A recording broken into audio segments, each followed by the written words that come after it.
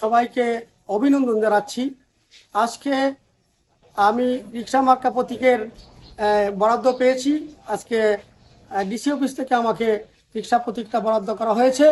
আমি হালুঘাট এবং দুবারবাসীকে আমি জানাতে চাই, আগামীকালকে থেকেই আমরা সকলে মিলে জামাতে ইসলাম, এনসিপি, খেলাফত মজলিস সহ 10 দলীয় জোটের পক্ষ থেকে আমাকে মনোনয়ন দেওয়া হয়েছে।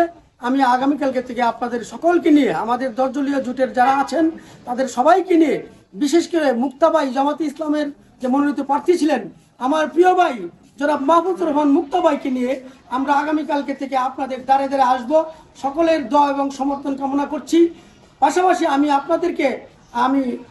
আপনাদেরকে জানিয়ে রাখতে চাই যে আমাকে যদি আপনারা বিজয়ী করতে পারেন, তাহলে হালুঘাট এবং দুবারবাসীর পক্ষে আমি সংসদে গিয়ে যদি কথা বলতে পারি, তাহলে আমি ইনশাআল্লাহ আপনাদের কার কি প্রয়োজন, কোথায় কি প্রয়োজন, কোথায় কি দরকার আমরা খুঁজে বের করে এগুলো আমরা সংসদে গিয়ে আলোচনা করব ইনশাআল্লাহ। এবং দুবাউরা এবং হালুঘাটের যে সমস্যাগুলো আছে, এই সমস্যাগুলোর সমাধান করার জন্য চেষ্টা করব।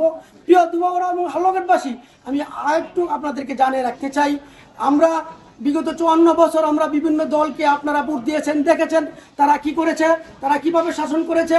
আমি একটাবার প্রিয় হালুঘাট এবং দুবাউরাবাসীকে বিনীতভাবে অনুরোধ করতে চাই, আপনারা আমাদের পাশে থাকেন, আমাদেরকে বিজয়ী করেন।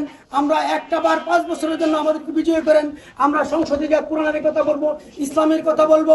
আপনারা জানেন বাংলাদেশ খেলাফত মজলিস দলমত নির্বিশেষে সবার জন্যই প্রযোজ্য। আমাদের হালুঘাটে এবং দুবাউরাতে যথেষ্ট ইসলাম ধর্ম ছাড়াও অন্য ধর্মাবলম্বী ভাইরা আছেন, যেমন হিন্দু, বৌদ্ধ, খ্রিস্টান। সকলকেই আমি অনুরোধ করব, একটাবারের জন্য আমাদেরকে ভোট দেন, একটাবারের জন্য আমাদেরকে সংসদে পাঠান। আপনারাও কিন্তু আমাদের এই দেশের নাগরিক, আপনারাও কিন্তু আমাদের এই দেশের এই হালুঘাট দুবাউরার নাগরিক। আমি একটা কথা সবসময় বলে থাকি, মুসলমানের আইডি কার্ড যত ইঞ্চি বড়, একজন হিন্দু, বৌদ্ধ, গারোর আইডি কার্ডও 1 ইঞ্চি কম না। সুতরাং আমরা সবার সমান অধিকার আমরা নিশ্চিত করব।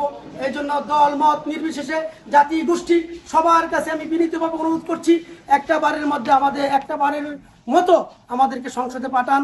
আপনাদের দুঃখ কষ্ট কি আছে আমি নিজে খুঁজে বের করে আমি সমাধান করার চেষ্টা করব।